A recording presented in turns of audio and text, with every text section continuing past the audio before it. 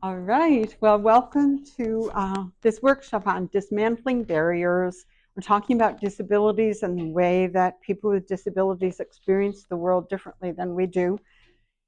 Because there are barriers, and those barriers are sometimes not even recognized unless you're facing it, like a curb cut. You don't really recognize that a curb cut is needed unless you are walking with crutches or in a wheelchair or something where you see that.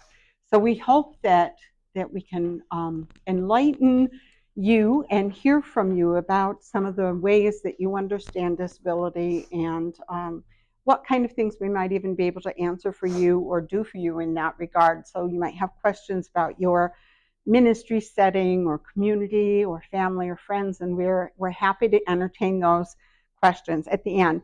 So we will each be doing a part, and then afterwards there's a time for questions, but at the end there's a little more leisure for questions. Okay, the first thing that would be just really good to do, I think, is open in prayer, and so let's do that together. Precious Lord, we ask that you would be here, present to us, and help us look at this subject through the eyes of Christ and how you see humanity at large. We pray that we might have an openness here, a curiosity, the courage to ask questions or to make comments. We pray that this time might be given to you and to justice for all people with whatever kind of disabilities they're experiencing, and that we might, at the end of the day, leave here recognizing the wideness of your mercy, the wideness of your justice, and what that means for each of us. We ask in Christ's name. Amen. So I'm Barb Eisman-Buschardt, and I have grown up as a hearing person, and I was a musician, and it wasn't until I was 23 that I started to lose my hearing. And you may wonder why I don't have an interpreter here today, and this is just part of barriers, is that I had the time from the original time. This was scheduled, not as they changed the time later. So I had an interpreter who would be able to come at 2:30 and is not able to come at 1 o'clock. So those are the kinds of barriers that you sometimes have. You know, when scheduling changes, it doesn't change for others, but for someone who's made arrangements, it does. So that said, I do lip read. I do have a cochlear implant, but I still sometimes make mistakes. And so we will laugh at those. We will not mock me, but we will find humor in those together if that happens. And also, it is this is just what life is like for me, is to, on the spot, sometimes have to communicate in situations that are a little difficult for me to do that. So my grandmother was deaf, but she went deaf at the age of 10. She had scarlet fever, and then she went deaf. And so they thought the scarlet fever caused the deafness. Then when my brother, who's quite a bit older than me, started losing his hearing at 19, and then later I started losing my hearing at 23, then they recognized that there was a genetic component all along that had not been discovered that early. So my life changed midstream, and much of the work I've done has been in social work. I have a social work background and working with people with disabilities, particularly working with people that are deaf, blind, or hard of hearing, and the adjustments that come with all of those. So that's kind of my background. Presently, I'm a pastor of a church here in Rochester, co-pastor of a church, and I have a real heart for anyone who comes that is out there on the margins that might have a hard time really fully taking part in the service. Our particular church is located really in our backyard almost, is Rochester Psych Center and all the transitional houses. So when they step down from the hospital, they go into one of those transitional houses, and they're free to come. So we have lunch and service for them so that they know the church is there, and then they come on. Many of them come on Sundays as well. And you just never know what life will be like. Sometimes it's very calm, and sometimes there are people that get kind of unnerved about something and upset. And I have to say, some people might find that difficult. I actually find it exciting because it, you just live with this expectancy anything could happen, and that's what life is like. And you also see the ways that God goes before and in those situations and makes them really interesting and really life-giving and learning experiences for us all. So that's a little bit of a background. I used to teach social work here at Roberts when it was college, not university. So I had Cassie way back when and lots of students in that. And I taught about diversity in many ways, social and cultural diversity, but I often added a segment on disability because almost no textbook had it at that time. We're fortunate that people's eyes are widening a little bit and seeing, oh, there's more than just ethnic and cultural diversity or racial diversity. There's all kinds of human experiences. So that's just who I am. And I'll turn it over to David here. My name is David Carr. I teach biblical studies at Northeastern Seminary, a little bit at times in the undergrad world as well. My area is primarily New Testament, although at least at some point every semester, for some period of time, I pretend to be an Old Testament scholar in front of my students and to teach them parts outside of my area. But New Testament is primarily my area. I'm from the South, from Georgia, moved here from Atlanta in 2019, so fall of 2019, just before the pandemic. And so it was a new place and then a very new environment for all of us within a short time. I am, as a Southerner, as someone who moved here from Atlanta, perpetually disappointed in Atlanta sports teams, discouraged and heartbroken. Other words like that come to mind. But it's been nice to live here near the Buffalo Bills, who are finding much more success, yet still continue to break hearts. So I feel home here. What got me especially interested in the area of disability is that as I'll share more about in my talk, around 2012, 2013, I was tested in a lot of strange ways and diagnosed with an autoimmune deficiency that makes me high risk for certain things, which I'll talk more about. Was it Melanie?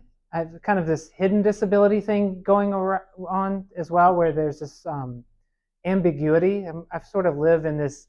Barb and I have discussed, this is the second time I've been fortunate to lead a workshop with Barb, and we both have talked about this different but shared sense of in-betweenness with disabilities, is how I'm here. I've already taken my mask off and put it on 3 or 4 times since I've been here, because I'm not severely immunocompromised, but I am immunocompromised, and so it's always a matter of there's no clear right or wrong for me. Should I be wearing it? Should I not? And so I get tired of it, to be honest, but I wear it more often than not. So I think my own experiences with my own diagnoses, my own embodiment, my own relationships have given me a real interest in disabilities more broadly. And so I've begun to pursue it as an area of academic focus as well. Interestingly, before I met Barb, I just published a paper comparing Paul's language of human transformation with testimonies of experiences with cochlear implants, and what it might reveal about reading the Bible from the experiences of close attention to the lives of people with disabilities. So it's a real interest of mine. I hope my next book-length project will be on that. If I can get out of enough meetings on campus, I'll have time to actually write it. But I'm David Carr, and that's who I am. So did you want to share anything else before? Nope, I'm going to use the corner of this as someplace. Okay. So we don't want to talk at you for 90 minutes, even though I'm sure you would love that, for us to just sit here and drone on for an hour and a half. But so we're going to start with a discussion to just let you talk among one another for a bit, maybe 5 minutes, and it's a really, really easy prompt. All of us have experiences with disability, whether we've experienced disability in our own bodies, whether we're neurodivergent, whether we've experienced disability as ourselves, that is, whether we're a caretaker, whether it's a professional part of our occupation, whether we've just known people in our lives or interact with people with disabilities. We all experience disability in one way or another.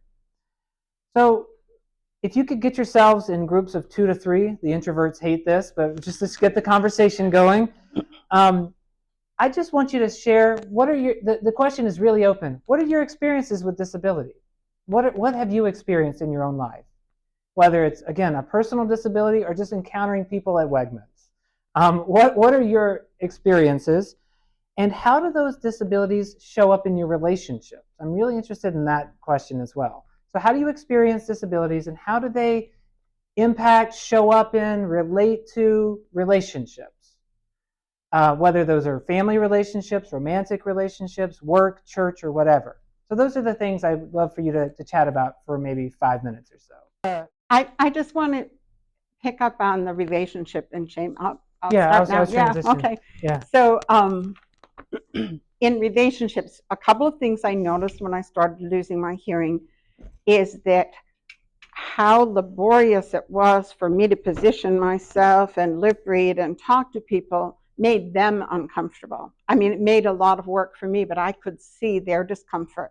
And people slowly pulled away from me because of that. So a lot of friendships changed. Not that they weren't my friends anymore, but they never invited me for coffee or tea or anything. They would send me a nice email or something like that. Also, the shame part of that is not always like horrible shame, but when you lose your hearing or you lose your sight and you might bump something, there, the world looks at it like, oh, something's drastically wrong. So I'm going to tell you one time when I was very shamed. It is kind of funny though, but I was shamed. We took a riverboat cruise for our 25th anniversary or something, and our daughters went with us. And we were in the Netherlands and Amsterdam. And they had announced that if you wanted to, you could go to the red light district on a tour. And I didn't want to. So we didn't do that. But we were at this table with another couple eating dinner, and he was talking to me about the Anne Frank house. And they had gone there, but I thought he was talking about the red light district. And he couldn't hear me either. Neither of us heard well. So he said something, and I said, that would make me just very uncomfortable. And my daughters are snickering because they're seeing the communication gap, And Erin said to me afterwards, my oldest daughter said, well, when you said you'd be uncomfortable, she said, that might work.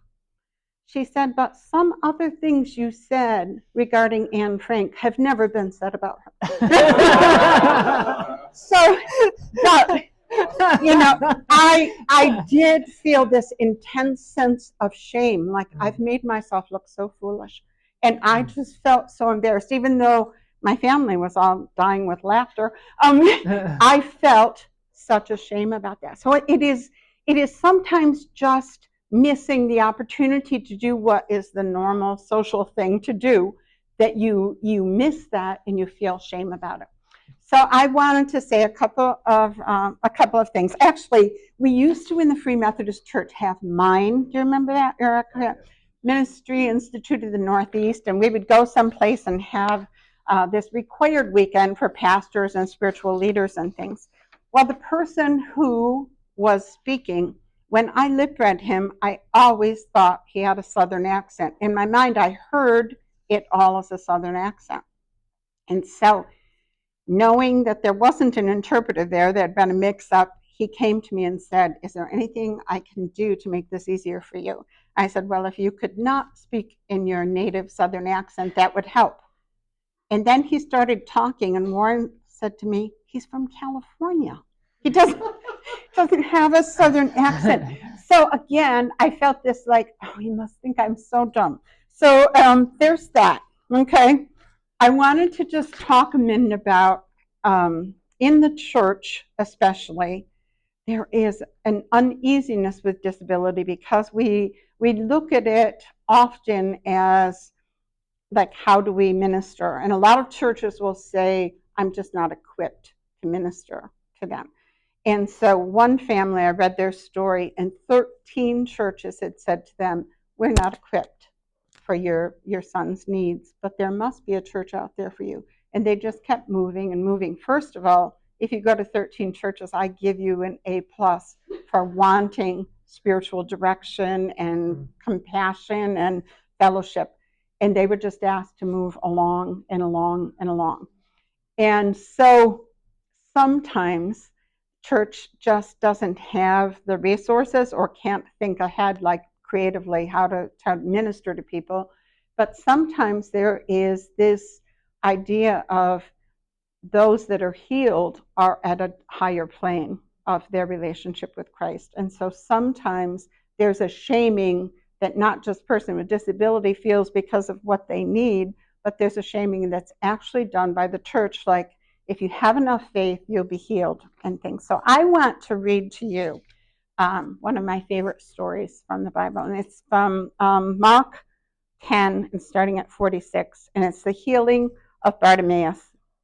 First of all, most of the healing stories, we don't have a name. So there is this heightened dignity that we know the name of this person that's being healed.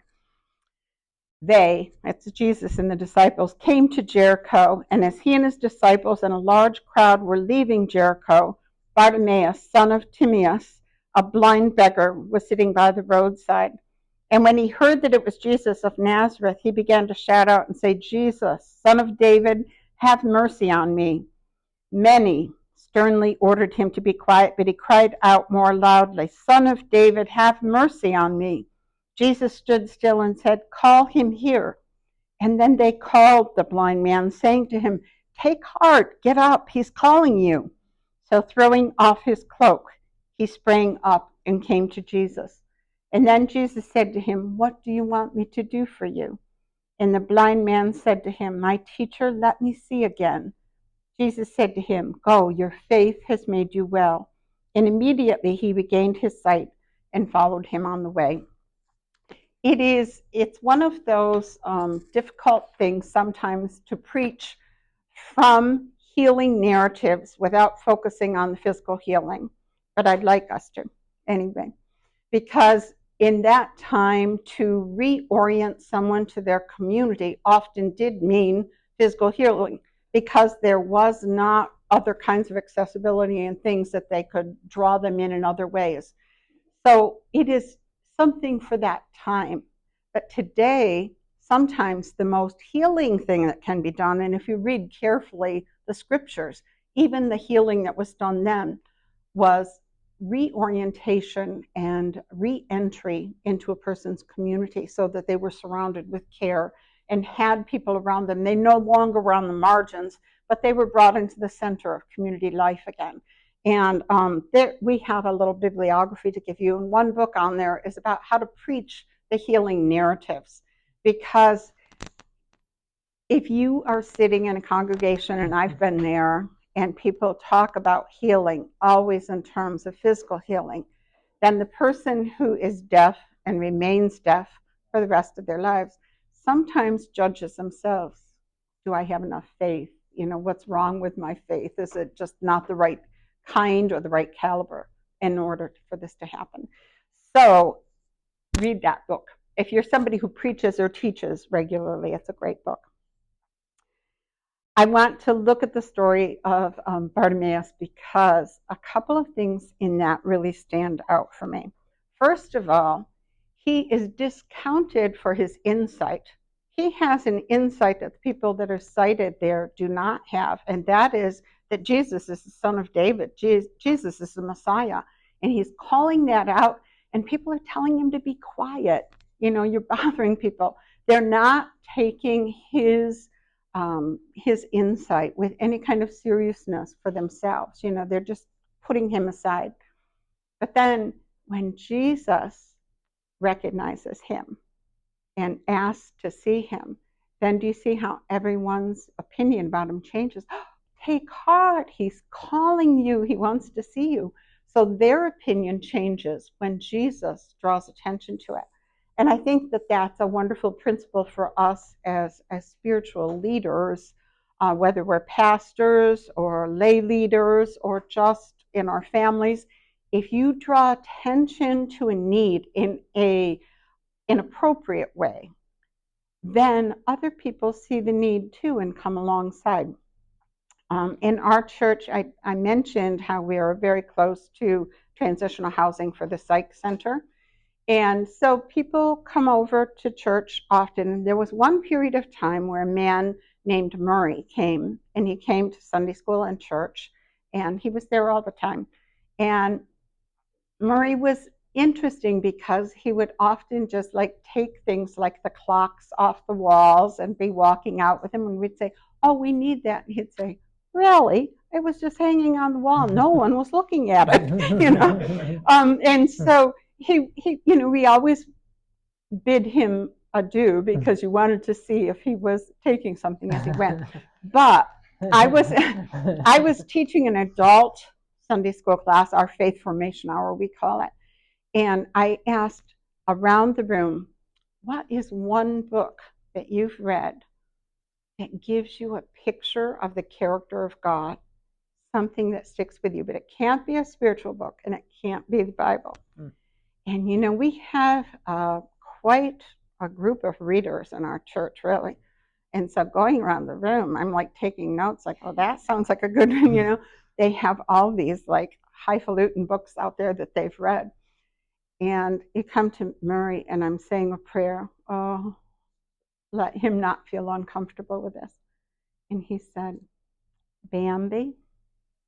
He said, "Do you know the story of Bambi? Both his mom and dad let themselves be killed to save him." And he said, "That's kind of like God, isn't it?" It was like, oh, yeah, I'm sorry. I did that to the mic. For emphasis, hit the mic. But it was like the best picture of God. It was the best insight that anybody in the room had. So there is this like drawing attention to those things that help people intentionally, as Jeff has mentioned, is needed, understand the gifts of people with disability. It is not, I do not like churches that we have a program for the deaf. We have a program for people with intellectual disability. There's this, we are like kind of paternalistic view. We have something to offer you, and you are in a lesser position. I love churches that look at it like, what might we gain from this? What is this reciprocity where this person can teach us something about God? And there are not very many churches out there that are praying, "Bring us people with disabilities." There just aren't. There are churches that are praying, "Bring us leaders, strong leaders," and there are churches that are praying, "Bring us youth because they're the church of the future. Bring us children to disciple. Bring us people with a vision for social justice." There are people that are praying for all of those kinds of things.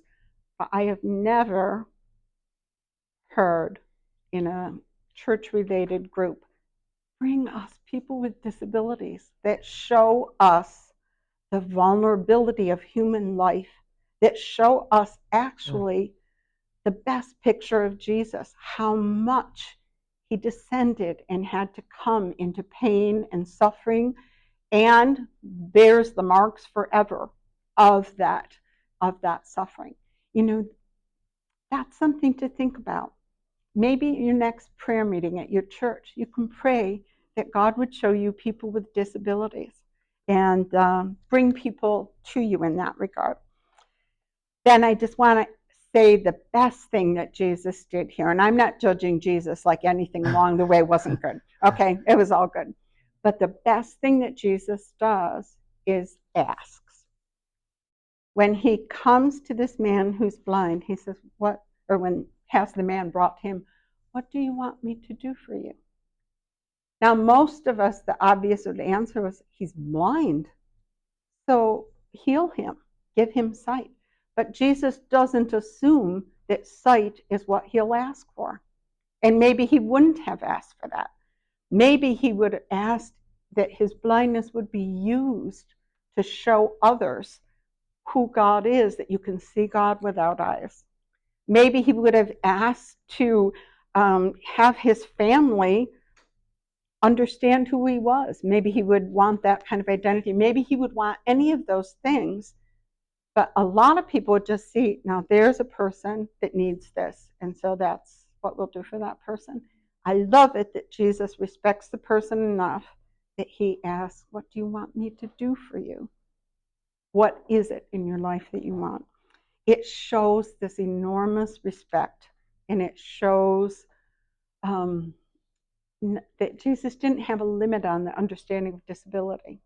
In the end, the man asked to see, and he asked to see again. And I think that's important too, because in my world, working in the deaf world as I did for many years, there's a deaf pride. And most deaf people, you ask them, would you like to hear? They say no. No. Why would I? This is who I am. That's the sign for that. This is me. And they have deaf pride, and they see it as a culture, not as a disability. But this man says again. And so that tells us that at one time he saw, and he's experiencing it as loss. And that's important for us to remember too, that disability is not just this wide sweeping thing. Every person that's blind has experienced the same thing. Every person that's deaf has experienced the same thing. Because I remember what a grieving process it was to lose my hearing and to lose music.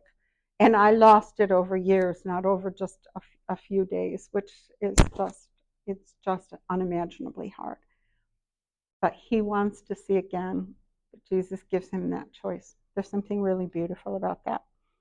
I'm going to say just two more things here, and that is, with disability, too often we view it as, what is the cost of this? What is the cost to society? When I worked as a social worker in the healthcare field, and we did home healthcare, what is the cost to provide interpreting? What does it cost? And nobody looks at it from the other side. What is the cost of not helping this person?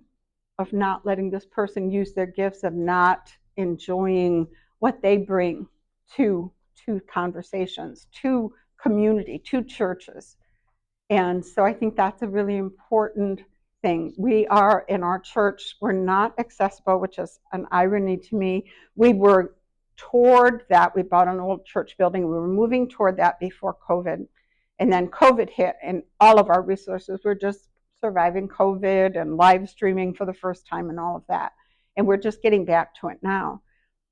But when you look at the cost of what it costs to put in, lifts or elevators and change configuration, and you look at how many people benefit, a lot of people, even well-meaning people, like, figure it out in dollars and cents,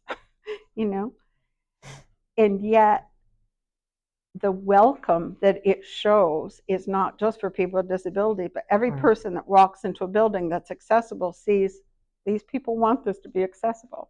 And so we're looking at it like that. We're widening our perspective of what it means to spend money on an older building because of the desire to make it accessible.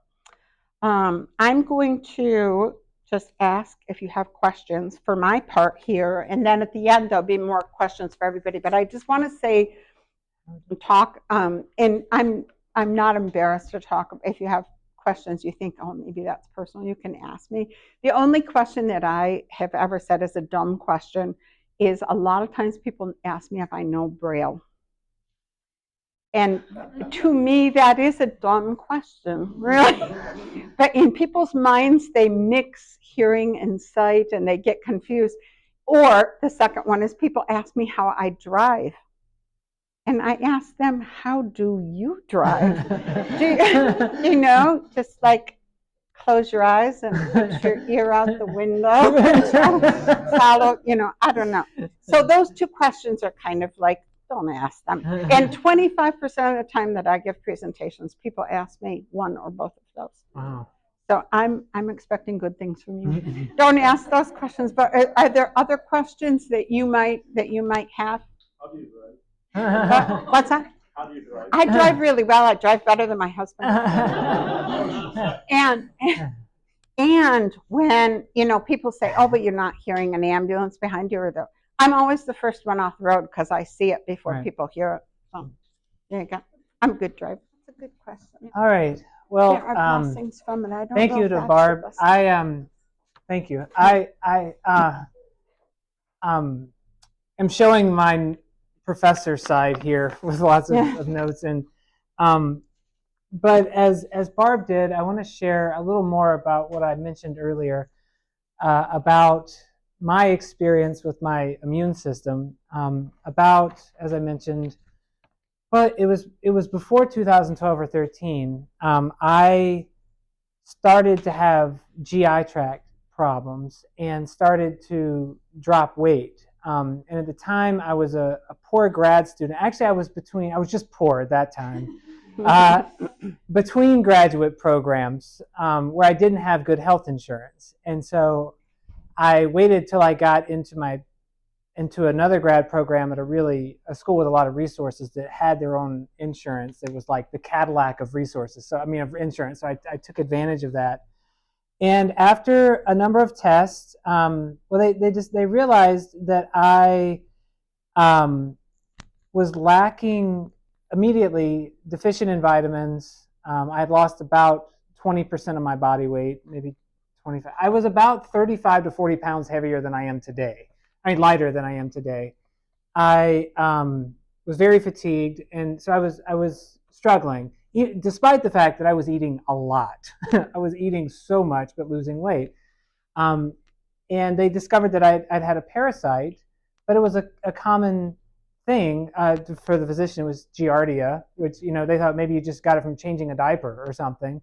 Um, but it didn't make sense that I had gotten so depleted. And so a number of tests, they scoped me. They actually took at one point an electronic, a pill and a camera with a pill in it, swallowed it all day, had a pack, and was sending images of my entire GI tract to this thing on my hip, which was kind of cool, to be honest. I was like, the whole day, I was like, there's a camera in me. But then they discovered that I have an immunological deficiency. So the reason that the parasite it was largely just uncontested in my gut. So I, since there is a physician, I have no IgA, which is very common. I also have no IgM, and I also have normal IgG, which is the third of two major antibodies, but it's on the low end of normal, and my immunologist says it's responding at a rate of about like 43% right now. So I'm not severely immunocompromised, but I'm always washing my hands and wearing a mask. And COVID was very difficult for me prior to vaccines. And so that's when I really began to think about my own body, my own sense of embodiment. And I just so happened to be doing a research project for a graduate degree on Paul's use of body language. So everything I was doing had to do with embodiment.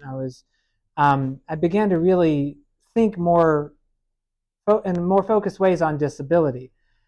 And over time, through that reading and research and just paying attention, I've begun to realize more and more the ways in which our society more broadly not only marginalizes people with disabilities, but actually often disables people in a variety of ways. And as Barb has touched on, I've begun to realize that churches have reputations for being some of the least accessible spaces in our country. Even more disturbing than that, I learned, as our activist probably knows, that churches have actively protested against legislation that would grant more access to people with disabilities. Not all churches, but some churches have done that. And so to know how the church might respond to such situations, I think we can benefit, and this will show my Bible professor side, we can begin to think theologically about disability in new ways, I hope. I hope in doing so that it can provide new frameworks for considering what actions ministries and churches might take. A couple of key areas that I want to focus on today is that my reading and reflections have revealed to me some conceptions and some ideas that I've taken for granted my whole life that I now realize are not only misguided, but in some cases problematic. Above all, I've realized that individualism and autonomy, some of our favorite American ideals, are purely mythical. And they're fictions passed down from the Enlightenment. And I'll get into more of what I mean by that specifically. In other places, I've discussed this individualism through a story that I experienced while grading a paper by a student on Revelation 13, 1 to 10. I remember reading the student's paper and stumbling across this question that the student raised after a really insightful reading of Revelation 13, actually. But the student asked, "What's your beast?" Because there's a beast in Revelation 13. What's your beast? And I thought, what is going on with that? I was confused by the question because I was thrown by the reduction of a beast in Revelation 13, a symbol of imperial power, systems of violence, domination, and economic exploitation. The beast had been rescaled to the level of individual piety. And the conclusion continued with ruminations on individual sins. Perhaps the student asked, it's a hobby that pulls you away from churches. Maybe that's your beast. Is gossip your beast?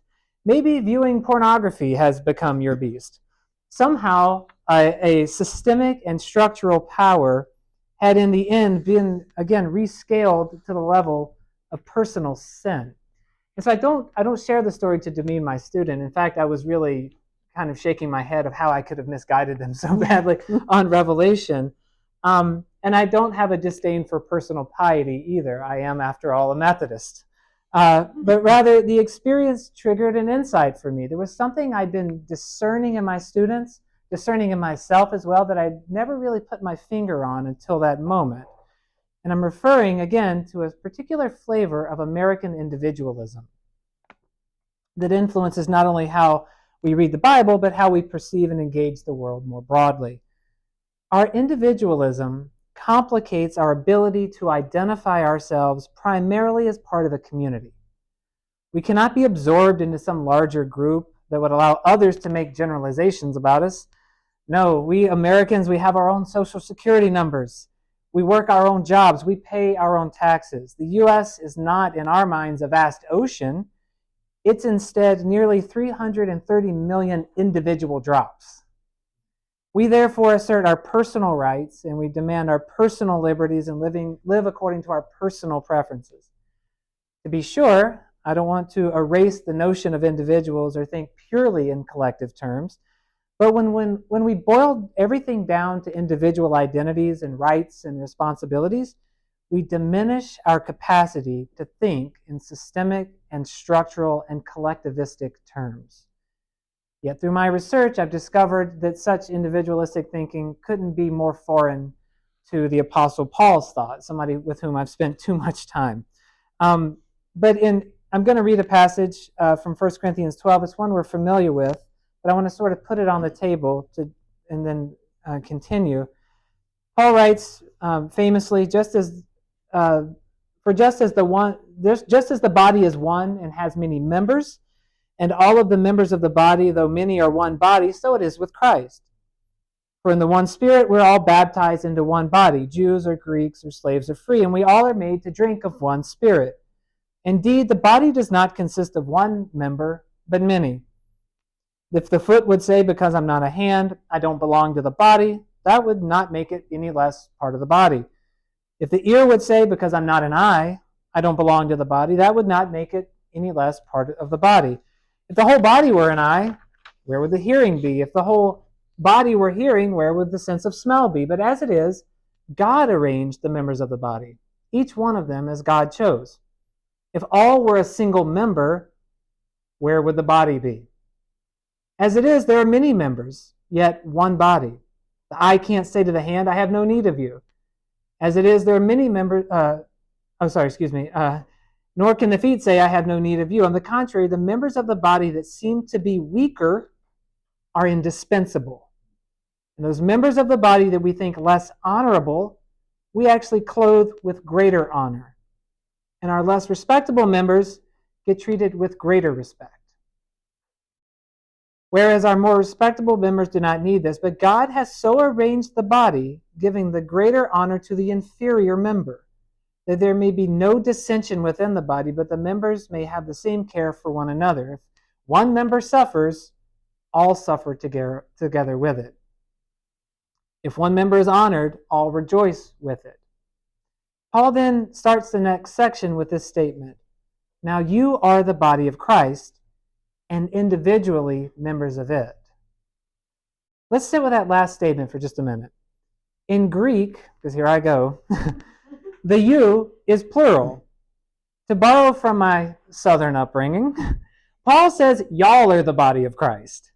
He does similarly in 1 Corinthians 3:16-17, where he twice tells the Corinthians, you are God's temple.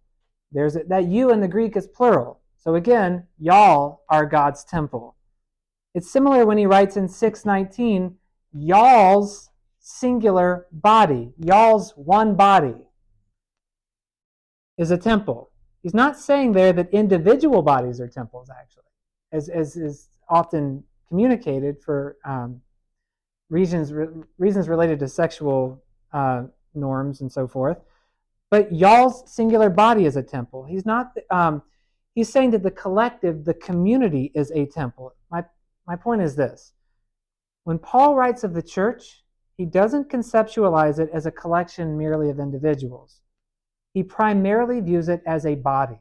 The community is primary. It's first. The individuals derive their identities from that collective. He says, just as he says in that verse earlier, now you are one body and individually members of it. If you'll allow me, I want to highlight just one more feature of the passage that I read a moment ago. In 18-24, I'm going to skip part of this for the sake of time. Paul writes, on the contrary, the members of the body that seem to be weaker are indispensable. Those members of the body that we think less honorable, we clothe with greater honor, and our less respectable members are treated with greater respect. Note that when Paul describes Christ's body, he plays on assumptions about who is deemed to be weaker or less honorable. He doesn't even have to describe who those people are. He can take it for granted because social conventions and social stereotypes allow him to just name the weaker, the less honorable, and the audience knows who he's talking about. But notice his reversal as well. That which his context views as less honorable are actually treated with greater honor, according to the logic of the cross, the logic of the kingdom of God. So, what does all this have to do with disability? Again, I think in outline form. Here's 5 points I want to make, and then we'll have a Q&A. First, I want to propose that our American hyper-individualism cannot sustain a deeply relational understanding of human existence or morality. And it can lead to society creating conditions that can be downright harmful to people with disabilities. To return to my own experience, the past 4+ years have increased my frustrations with our appeals to the myth of individualism. I recall in 2020 my feelings of despair when I, as an immunocompromised person, watched people take to the streets and protest the wearing of masks, or even organize an armed protest in Michigan to fight against COVID protections. COVID-19 is a life-threatening virus that is passed from person to person. It lingers in the air. It's transmissible before symptoms appear. I live with a wife and 2 children. Any one of us could have brought it home and spread it to others before we even knew we had it. So saying something like each individual has to be responsible for protecting themselves makes little sense when large swaths of the population are freely spreading a highly contagious virus like wildfire. It often felt to me as if I were living in a world in which people were demanding the right to drive completely intoxicated while saying that the other drivers were responsible for protecting themselves while on the road. Or to borrow Paul's metaphor, it would be like the mouth telling the hand that it's responsible for protecting itself while the feet walk the whole body into a burning building. What happens to the body affects all of its parts. What I'm describing in my personal experience extends well beyond myself and COVID-19 and existed long before the pandemic. There are a number of models with which people study disability, and one framework is what's known as the social model. And this model really highlights the ways in which our individualism leads to the marginalization of people with disabilities. In this perspective, humans feature a striking array of bodily, psychological, intellectual, and sensory diversity. The social model claims that there's nothing inherently disabling about a person's makeup. Instead, society disables people, or some people, by creating structures and systems around the norms of the bodily, the psychological, the intellectual, and the sensory majority. When a wheelchair user commutes to work and finds herself needing to cross a street without curb cuts or looking up from the bottom of a flight of stairs, then our society has disabled that person by granting them access to their workspace. When a deaf person sits in a classroom with no interpreter available, that person has been disabled by systems that have been organized around folks with species-typical hearing. Likewise, when a blind person in need of information finds themselves with a standard printed book in hand, or when a person missing one or two hands finds themselves in front of a standard keyboard in need of typing an email about something that's vital to their existence, those people have been disabled by society and its structures and its systems because they have non-conforming bodies. Put simply, a you do you mentality doesn't measure up to the realities we face. We are, in the words of Dr. Martin Luther King Jr., caught in an inescapable network of mutuality, tied in a single garment of destiny. Human existence is inherently and inescapably relational. And what happens in one part of the body, the church, a community, a workplace, affects the rest. 2, and they get shorter after that one. Paul's reversal of values and worth run counter to the things we Americans have historically valued most. And for the church to bear witness to the living God, we must allow our minds to be transformed so that we can align with the values of God's kingdom. As folks who study disability point out, we in the U.S. not only perceive ourselves through the lens of individualism, but we also value independence, autonomy, and productivity, especially productivity of the economic variety. Note that these are precisely the sorts of things that many people with disabilities offer the least. Yet I noted earlier, Paul writes that the things that the world values and honors are the least are indeed what God honors and values the most. Yet in Paul's context, imperial power and strength were honorable. Yet in the first 4 chapters of 1 Corinthians, Paul asserts a major reversal, namely, that God manifested God's self.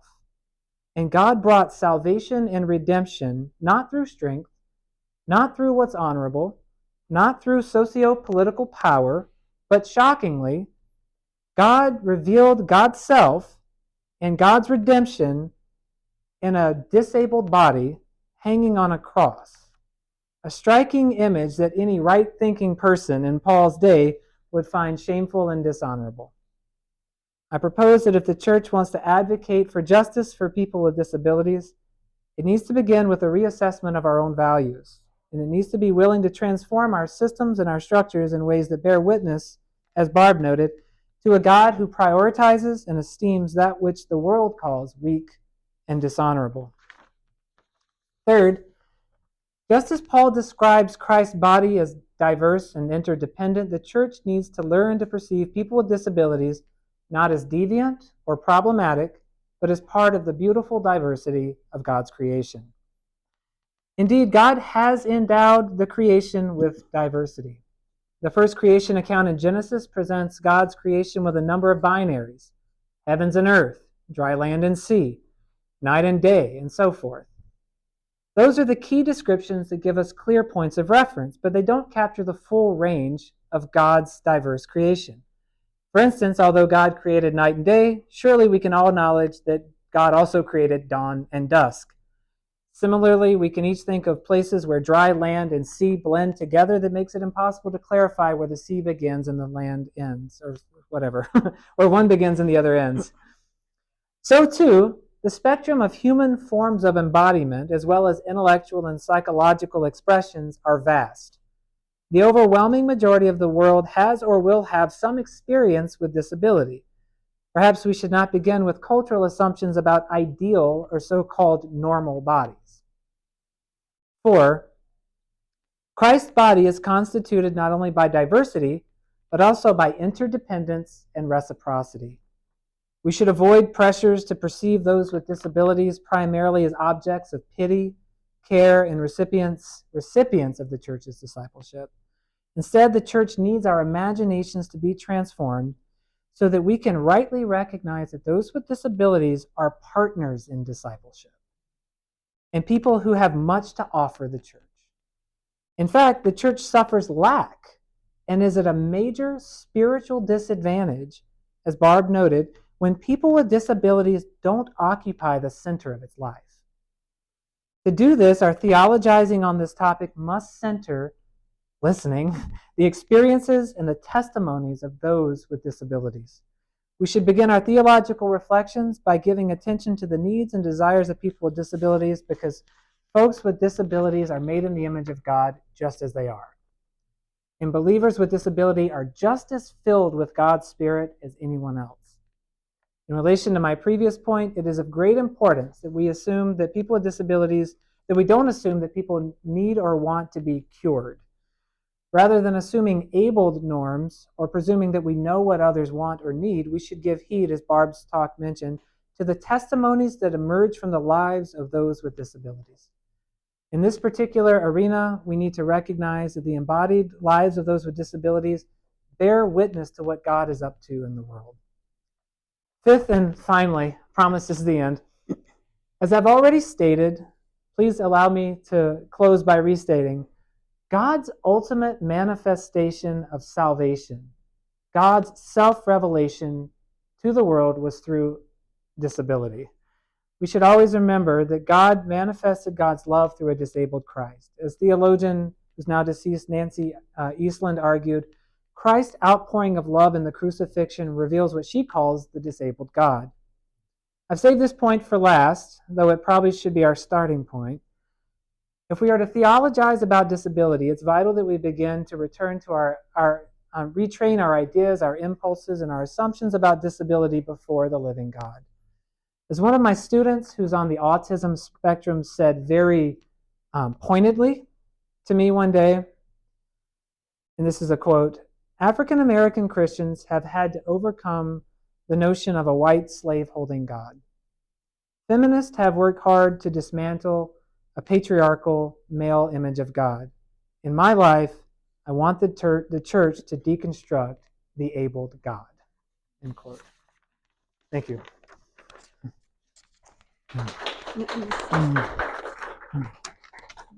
This here. So we have just a few minutes, about 12